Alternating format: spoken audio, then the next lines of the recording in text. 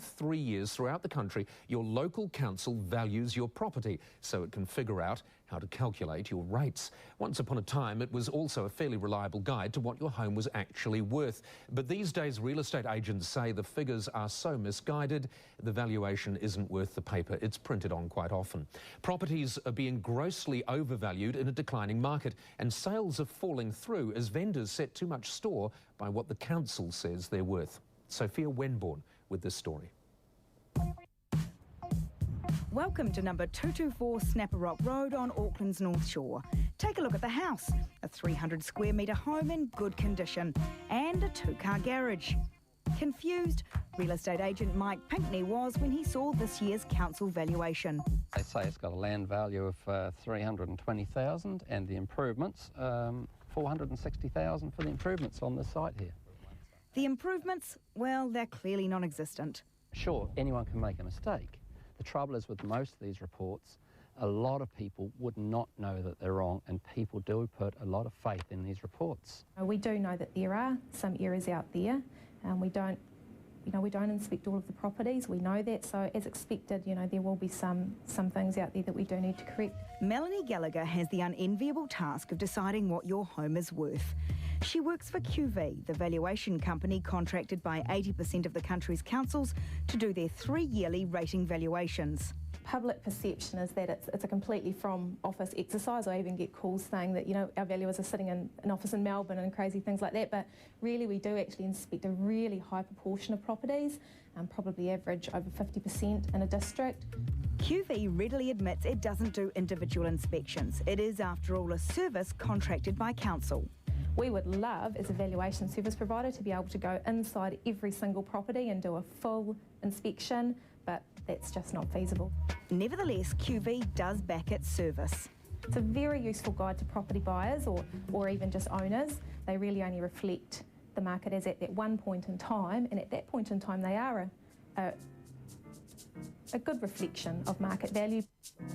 Mike Pinkney disagrees. The obvious error of our empty section aside, he believes the ratings valuations are frequently inaccurate.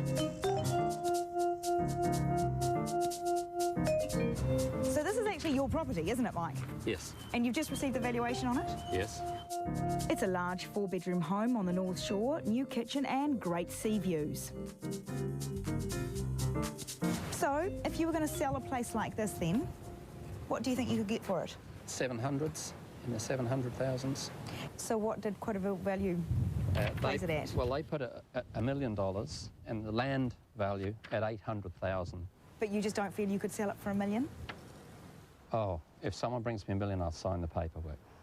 Bite their hand off. Yeah, it's not worth $1 million. Don't take Mike's word for it. He is a real estate agent after all. Have a look at these. This Murray's Bay home was valued on September 1 at $980,000. It sold the very next day for $1.9 million. This house in Campbell's Bay went in the other direction. Valued on September 1 at $1,675,000, it sold 2 weeks earlier for just over $1 million, $665,000 less than the valuation. There is no way of predicting. We've got them $500,000 above market value and $500,000 below market value. I did look into those for you.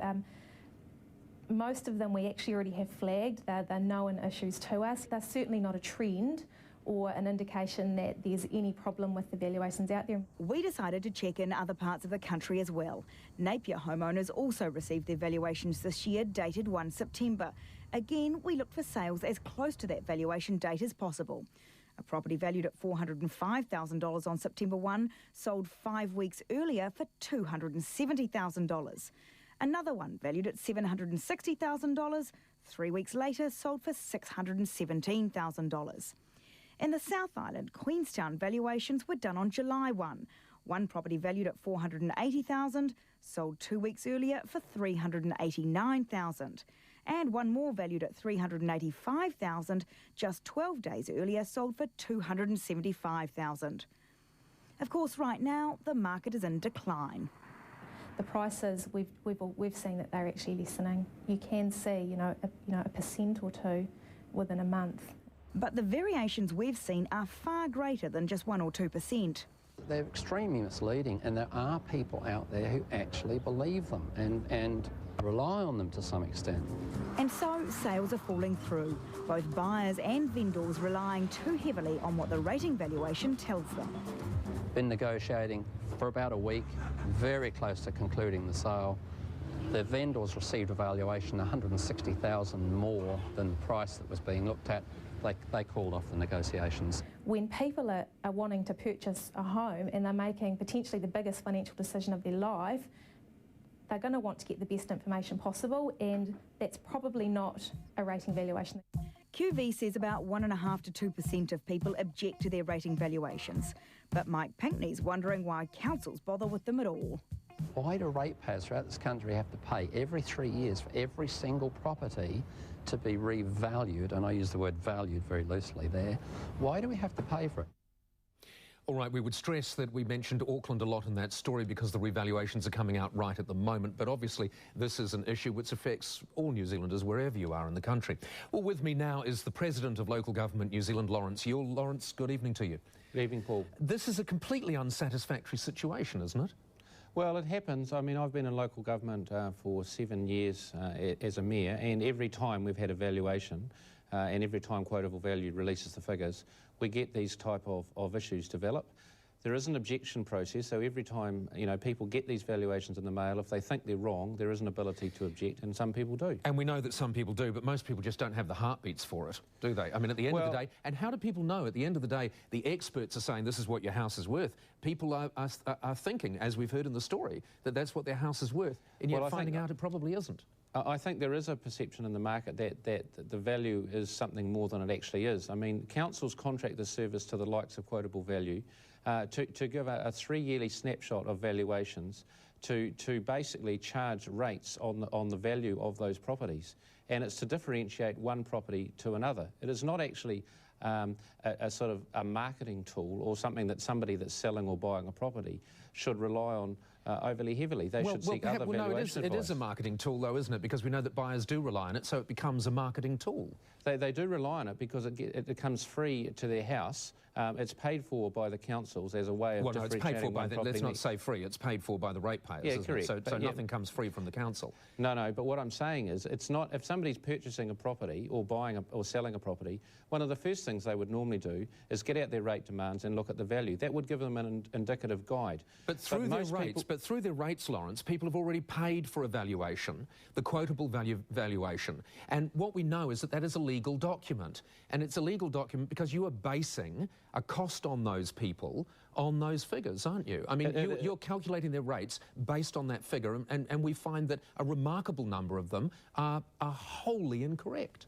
Well, I wouldn't say wholly incorrect. You've identified some, and I can't explain why one property in your story was $6,000 out from its valuation, and indeed $6,000 out. $600,000 out. And I can't explain that. But what I can do is say every 3 years the properties right throughout New Zealand are revalued, and it is not a perfect system, because to have a perfect system would require a valuer to value every property individually. So it is done in a computer-based system based on sales data, and then they come up with the figures. It is not a perfect system, but perhaps it is so imperfect that it is unusable. And remember, you can talk about 3 years because it is done every 3 years, but the figures that we looked at weren't over a 3-year span, they were over a span of a couple of weeks. Yeah, I understand that, and I can't explain some of those huge anomalies. You'd have to ask Quotable Value. Well, we did ask Quotable Value, and they said that they only look at about 50% of the properties. It's unsatisfactory. Well, they only look about 50% of the properties because if they were to look at 100% of the properties, the cost on the ratepayers